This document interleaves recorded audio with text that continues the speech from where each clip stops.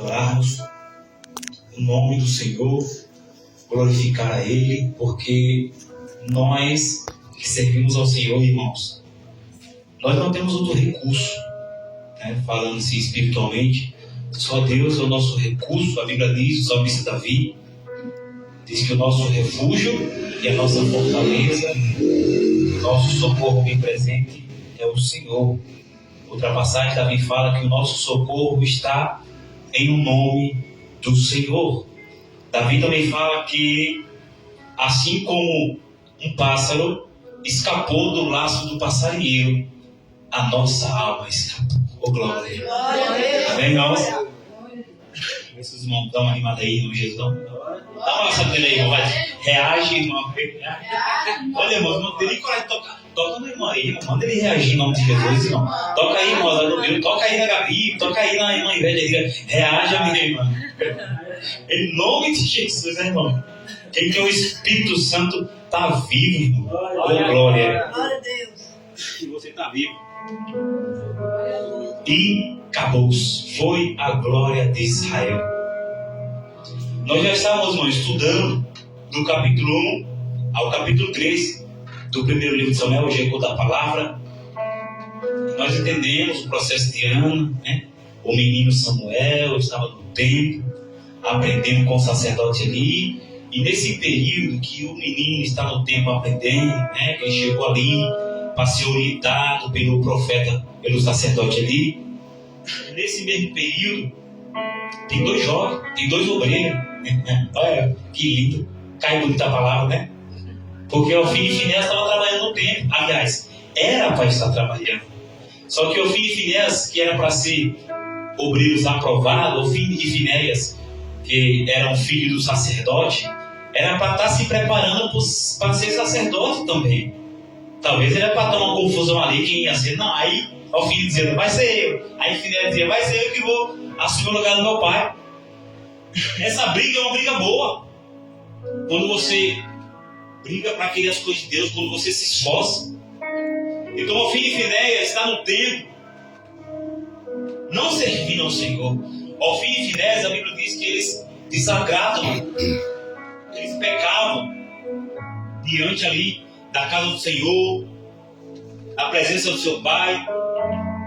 Ofni e Finéias eram obreiros desobedientes e não tinham aparência como nós hoje em dia não, porque tem muitos obedientes que até tem aparência, obedece na igreja, mas por trás,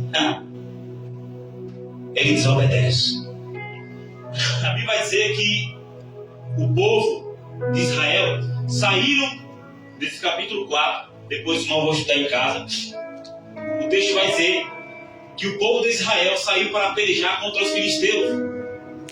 E quando eles se acampam, ali eles vão para a batalha.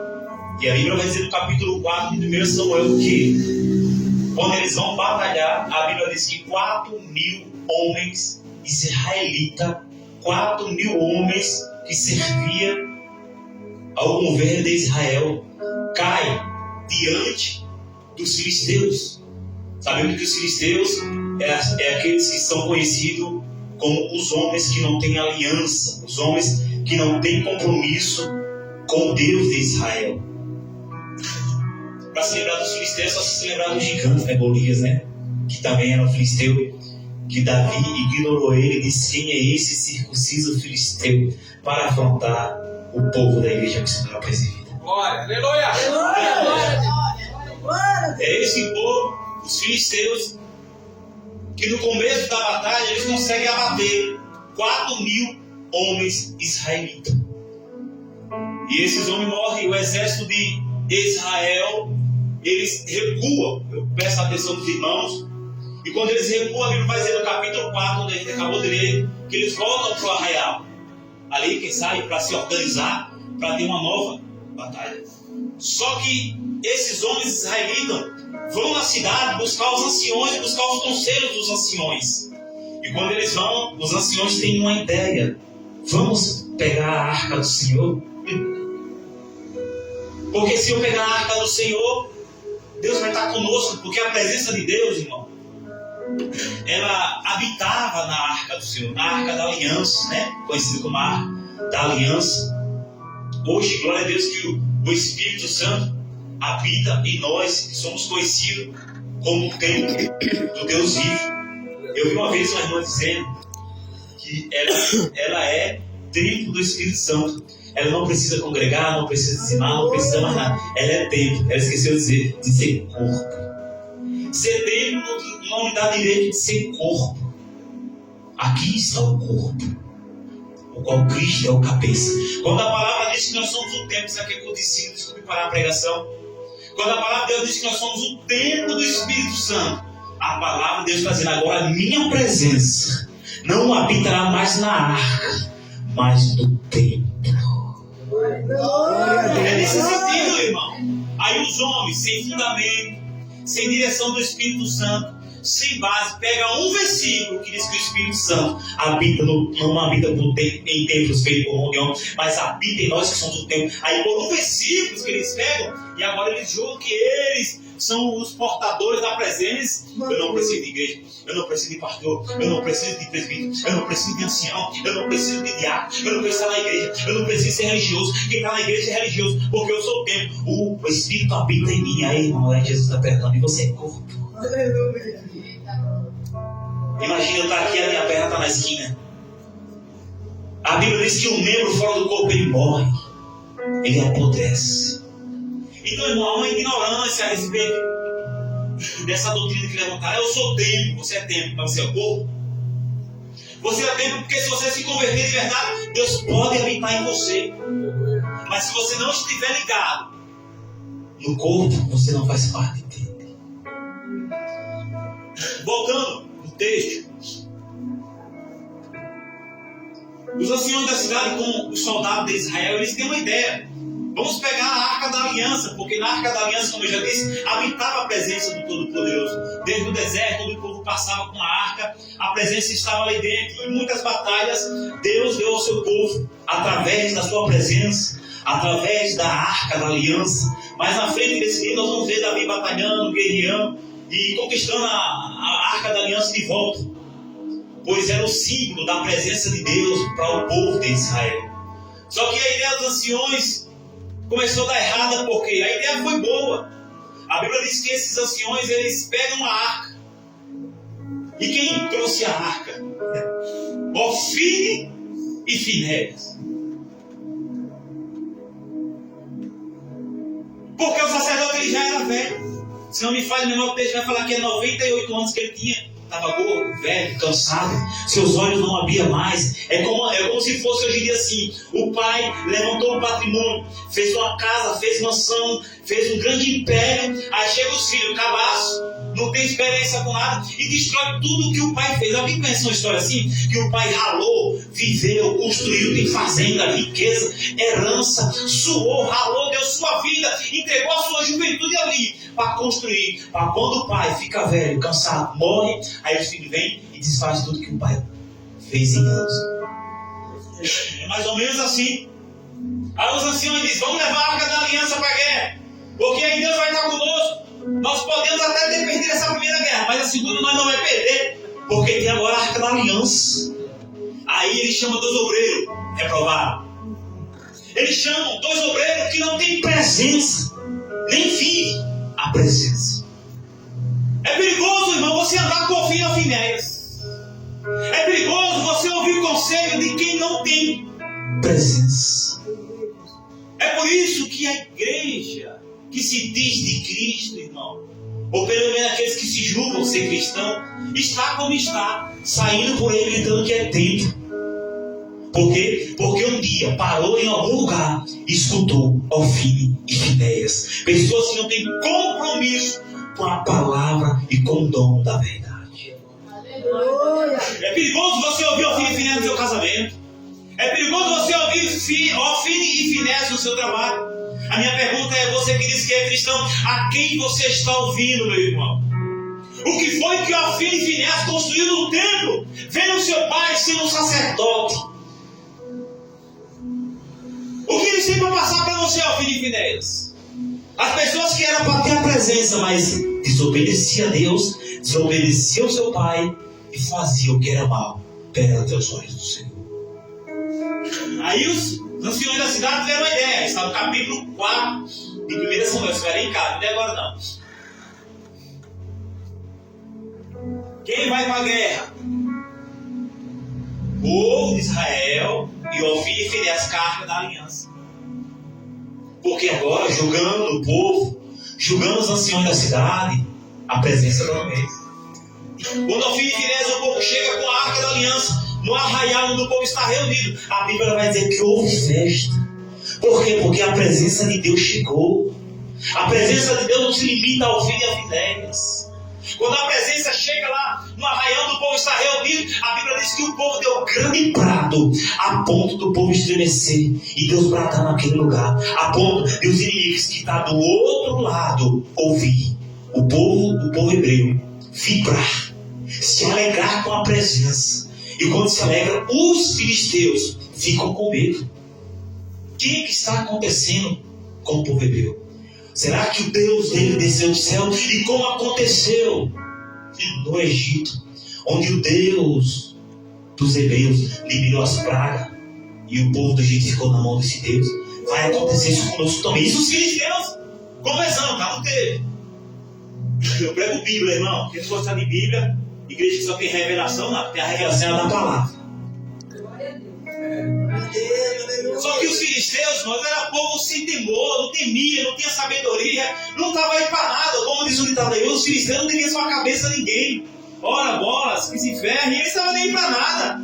Esse é meu linguajar, irmão, tá? Sou nordestino, sou grosso, você sabe disso. Então eles tomaram força diante disso. Olha, se a gente ficar aqui, se a gente ter medo, eles vão fazer conosco como fizeram lá com o povo no Egito. Nós vamos sofrer as pragas desse povo aí. Então vocês, é como se ele dissesse assim, você vai ler o texto, você vai entender. É como se os filisteus dissessem, olha, nós temos que dar vida nessa guerra. Nós temos que, é tudo ou nada. Isso é os filisteus, isso é os inimigos se preparando, porque a Bíblia diz que os filhos das trevas são mais prudentes do que os filhos da luz. Aí você que conhece a palavra, em vez de se preparar para a guerra, não. Mas os inimigos é que estão se preparando, vai enfrentar o povo hebreu. O povo de Israel.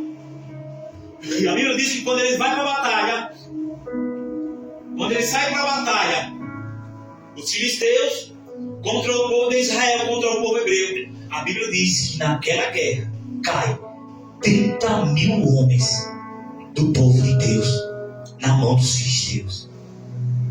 Cadê a arca? Você acha que é porque você diz que você é que você é? Eita, pegou essa? Você acha que porque alguém diz que você é que você é?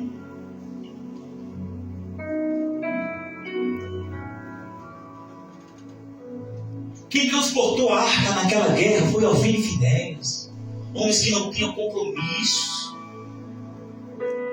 E desses 30 homens que caem e outra, eram homens preparados. Não era a Zeinha de Israel, o cabelo branco que ia para a guerra, não. Eram homens preparados para a guerra. Eram homens que tinham cartucho para queimar. E quando esses homens caem, a Bíblia diz que um escapou da guerra e volta para Siló, porque a arca estava em Siló. A arca estava no templo quando foi levada pelos anciões e pelo Ofni e Finéias. Além de eles matar esses 30 homens, um escapa. Eles tomam a arca da aliança. E agora, a arca que contém a presença está no meio do povo filisteu. Terça-feira que vem nós vamos ver o resultado dessa arca lá dentro. É. Alguém escapou e trouxe a notícia em Siló. Ele não chega para contar um segredo no ouvido do sacerdote. Não é sacerdote. Aconteceu assim, a guerra foi assim. O desespero era tão grande, irmão, que esse homem que escapou, a Bíblia não dá nome, ele chega gritando na cidade, o alvoroço toma conta daquele povo. E o sacerdote está na cadeira, sentado, cansado, velho, seus olhos quase fechando-se. E a Bíblia diz que o sacerdote ele escuta o alvoroço. O que é que está acontecendo? E esse homem vem trazendo notícia agora para o sacerdote ali. E quando ele traz a notícia, ele diz: olha, morreram 30 homens na guerra. E além desses homens morrer, a arca da aliança foi roubada. E o texto vai dizer que ele já estava preocupado com a Arca da Aliança. O coração do sacerdote, mesmo velho e cansado, com as suas fraquezas e suas limitações, ele fica pensando quando a arca é levada para a guerra. E quando o sacerdote Eli escuta essa notícia, quando o sacerdote Eli entende que a Arca da Aliança, o símbolo da presença do Senhor, foi tomado pelos inimigos, foi tomado pelos filisteus, a Bíblia diz que ele, como já era velho, cansado, caiu e quebrou o pescoço e morreu. Olha a tragédia: 4.000 homens da primeira vez.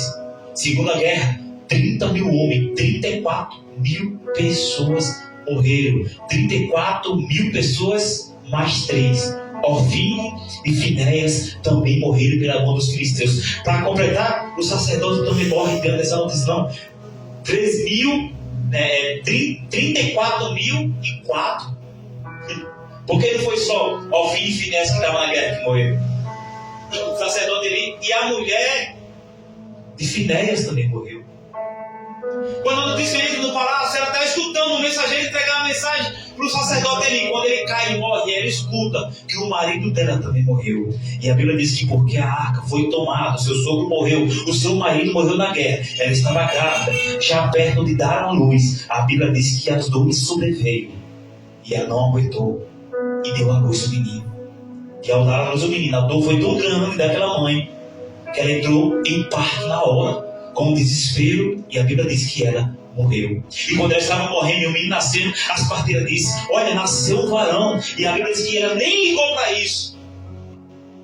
A preocupação da mulher não era nem tanto com o marido que morreu, também era sim, mas nem tanto. Não era com o menino que estava nascendo, não era com o sogro, mas ela vai dizer no final do texto: e falou mais. Escuta isso aqui, versículo 22 do capítulo 4, pode olhar sua Bíblia.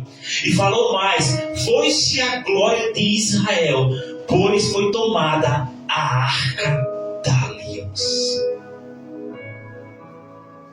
Morre ela, morre o sogro, morre o marido, morre o cunhado, morre 34.000 homens na batalha.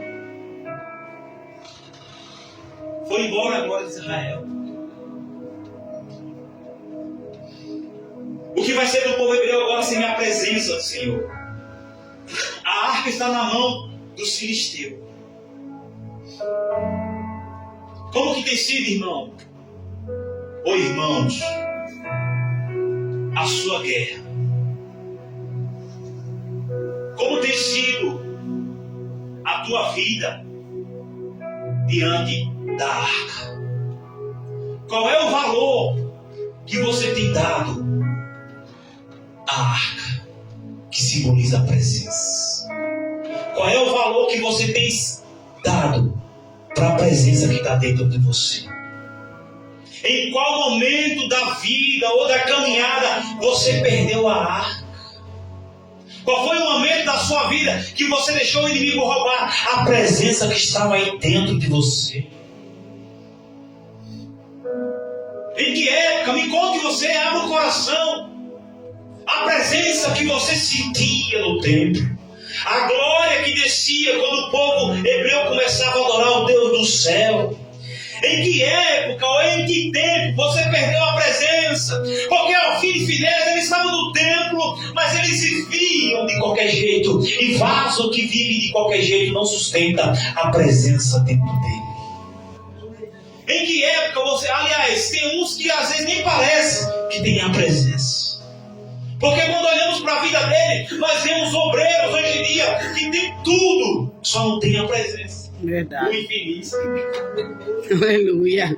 Pode olhar se ela não canta bem, se ele não prega bem, mas não tem presença. Pode olhar se ele não fala bonito. Por quê? Porque o filho de Finéias está no templo. E o filho de Finéias no templo está aprendendo. Ele pode não obedecer a lei, ele pode não obedecer os estatutos, eles podem fazer tudo errado, porque só faz errado quem um dia aprendeu certo. Não tem como errar se você não aprendeu. Por que o menino cai muitas vezes no chão quando pequeno? Por quê? Porque não sabe andar. Você não cai não é porque você não sabe andar, não. Você cai é porque você não quer fazer o que é certo. Você não quer se posicionar diante da presença. Aleluia. Glória a Deus. E aí, ó filho de Finéias, viveram como quiseram. Mas não adianta pegar a presença ou dizer que está com a presença, que representa a arca da aliança, e ir para a guerra sem de fato não viver a presença. Glória a Deus. Talvez você esteja com a presença próximo de você. Talvez como o filho de Finéias levaram a arca da aliança que continha a presença. A presença estava na arca, mas não estava no templo de Ofim e Finéias. Não estava dentro dele. Aleluia. E aí, ó filho de Finéias, vai continuar no templo sem a presença? Vai continuar vendo seu pai ensinando a palavra? Vai continuar? Ou vai desejar que o Deus que está presente dentro da arca se manifeste na tua noite, na tua vida? Aleluia, sinta a glória de Deus nesse lugar. Quem está sentindo a presença de Deus, irmão, o Deus que habitava na arca, está aqui nessa noite, através da sua presença, através da sua presença, através da sua presença. De que vale, ó filho de Finéias, ser responsável pela arca que continha a presença, mas não tem a presença? De que vale dizer que você faz de tudo na igreja? Eu sou um bom homem, eu cuido da minha esposa, se é que cuida, ou do meu marido e vice-versa, se é que cuida. Porque quem tem presença não age como muitas vezes nós agimos dentro do nosso lar. Porque já disse, é verdade, o nosso sacerdócio é dentro da nossa casa. Pode prestar atenção, foi na casa de Ofim e Finéias que não obedecia. Às vezes o pecado está dentro de casa, mas não está aqui, no meio do povo, no meio da guerra, dizendo: estou levando a presença. Presença não foi o Espírito Santo. A presença não é para estar fora, filho, é para estar dentro. Olha, a presença não é para estar na arca, a presença é para estar dentro do templo. E quem é templo nessa noite aqui, levante a mão. Não se esqueça que você tem presença, mas é do corpo. Aleluia.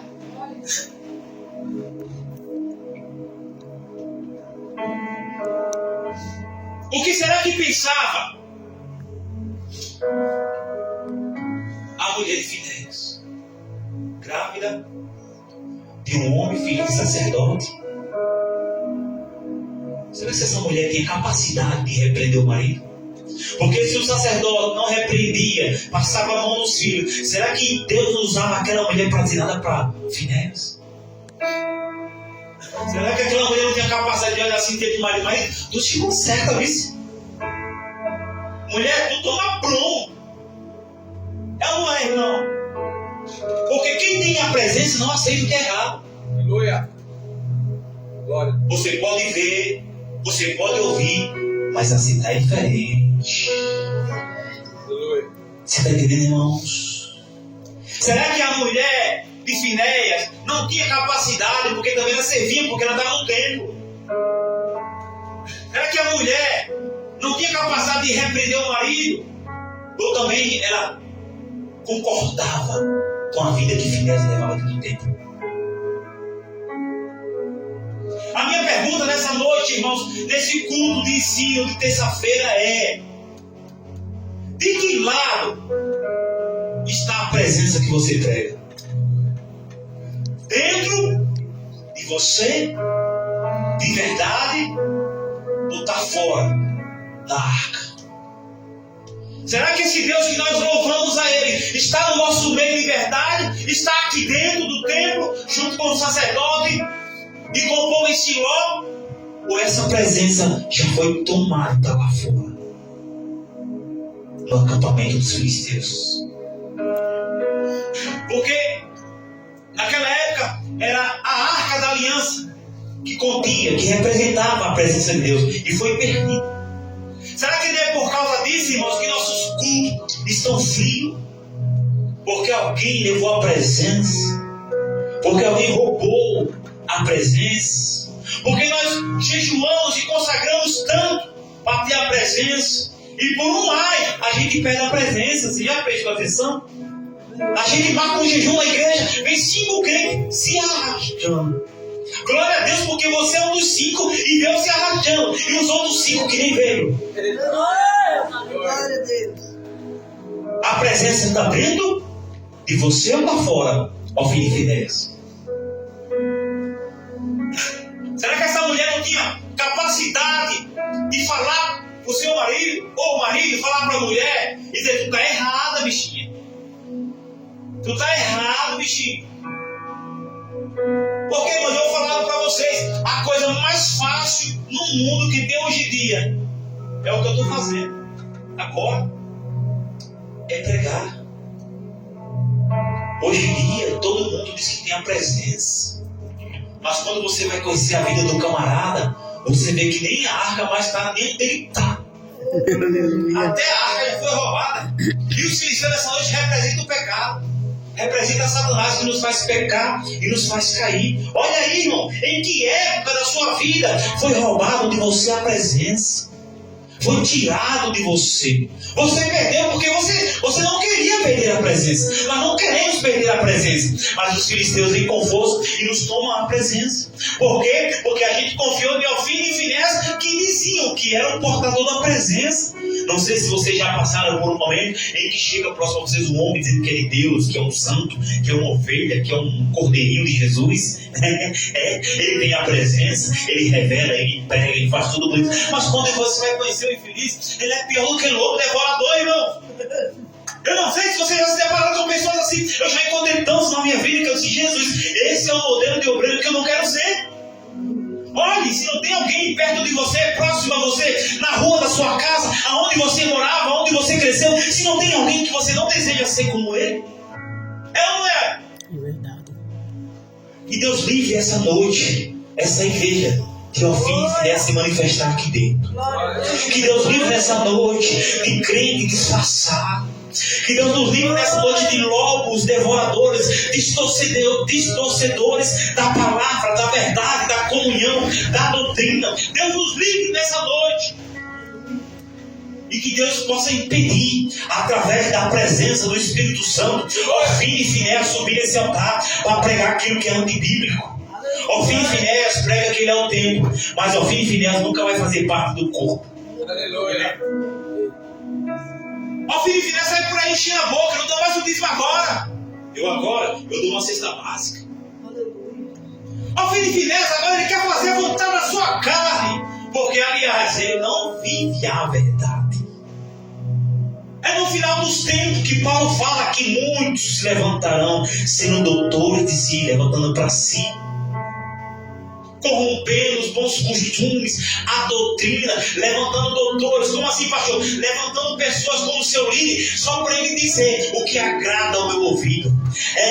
Esses homens amantes de si mesmos, nos finais dos tempos, se levantariam. E levantaria homens para dizer só o que agrada ao povo. É Ofni e Finéias dentro do templo, e esse amante não tem coragem de dizer a verdade para Ofni e Finéias. Se agita, você é um mau obreiro, você é um obreiro reprovado. Ofni e Finéias, se converte, raça de víbora. Está na hora, irmão, de Deus levantar homens como João Batista e tirar do nosso meio Ofni e Finéias, que diz que tem, mas não tem, que diz que é, mas não é, que diz que vive, mas está morto, porque a palavra diz: aquele que for sujo, isso serve para todo homem e toda mulher, se suje mais, continue praticando o pecado e vivendo a sua vida como você quiser, mas aquele que é limpo, aquele que tem a presença, se limpa mais. Deixa eu lhe dizer algo aqui nessa noite. Não é vergonhoso você se ajoelhar e dizer assim: Senhor, eu pequei. Não é vergonhoso você olhar para a esposa e tratar ela mais: minha esposa, eu pequei, eu lhe tratei mal, me perdoe. Não é pecado você falar mal do seu pastor e vir pedir perdão a ele aqui. Não é pecado o pastor descartar alguém e ir lá na porta pedir perdão e dizer: me desculpe, eu errei, eu fui ignorante. Isso não é feio. Feio, Ofni e Finéias, é você estar dentro do tempo fazendo tudo errado sem se corrigir. Eu adoro a Deus quando Ele me corrige, porque quem tem presença tem um coração quebrantado. Quem tem presença tem um coração humilde na presença dele. Quando você vê Ofni e Finéias me achei de orgulho. Não peço perdão, não quero amor. Longe de mim, Satanás. Não tem paz com ninguém. Ofine e Finéias. Diz que tá, mas não tá. Eita! Diz que tem, mas não tem. Mas Deus está dizendo essa noite: a presença vai voltar. Aleluia. Oh, Espírito Santo, a presença vai voltar. Em nome de Jesus. Deixa eu ver quem deseja essa presença. Aleluia. Levante a mão se você deseja essa presença. Levante a mão e fique de pé nessa noite. Se você deseja essa presença, eita, a glória chega de Ofine e Finéias. Está na hora de você sentir a presença dele. Apaga a luz direita aí, minha irmã. Oh, Espírito Santo, feche os seus olhos e vamos adorar. Feche os olhos, irmão.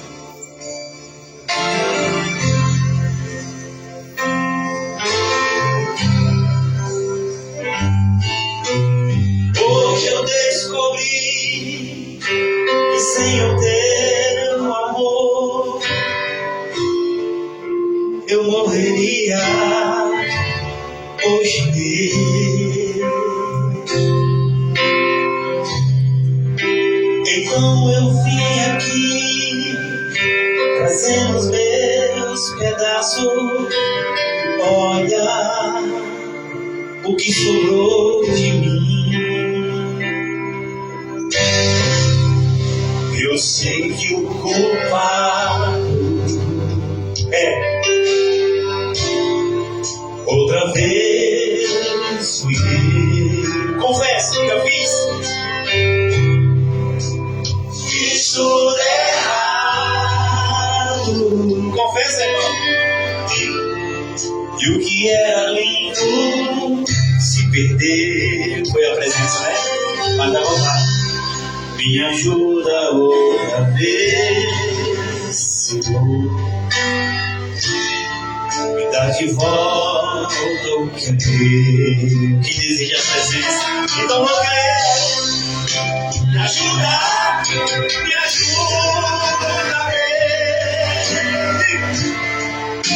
me dê mais uma chance. Diga, não me deixe só. Não me deixe só. Quero ser melhor que antes. Cadê a igreja? Me ajuda, Deus. Me ajuda. Me ajuda, Deus. Me dê mais uma chance. Não me deixe só. Quero ser melhor que antes. E a presença está nesse lugar. A glória dele está sobre você. É noite de adorar e sentir a presença dele. Clama pela presença. Sinta a presença dele. Oh, aleluia. Espírito Santo. A tua presença é meu poder. Deus, hoje eu descobri. Sem ti eu não vou viver. Diga, o que seria de mim? O que seria de mim? Diga, se um dia eu te perder. Se um dia eu te perder. Agora com a presença minha. Hoje eu vim me humilhar. Rasgar o meu coração. Deixa eu me derramar e tocar o teu coração. Faça o que for preciso, mas não me deixe aqui só. Deus, não desista de mim. Me me ajude a ser melhor. E vem minha presença, Pai. Me ajuda, Deus. Me dê mais uma chance. Não me deixe só. Quero ser melhor que antes.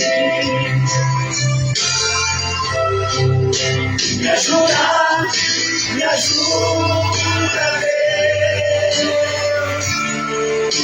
Me dê mais uma chance. Não me deixe só. Quero ser melhor que antes. Eu quero ser. Quero ser melhor que antes. Aleluia, pode sentar aí, irmãos.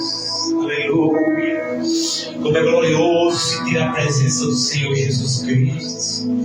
Como é glorioso, como é poderoso, irmão, você sentir a presença dele.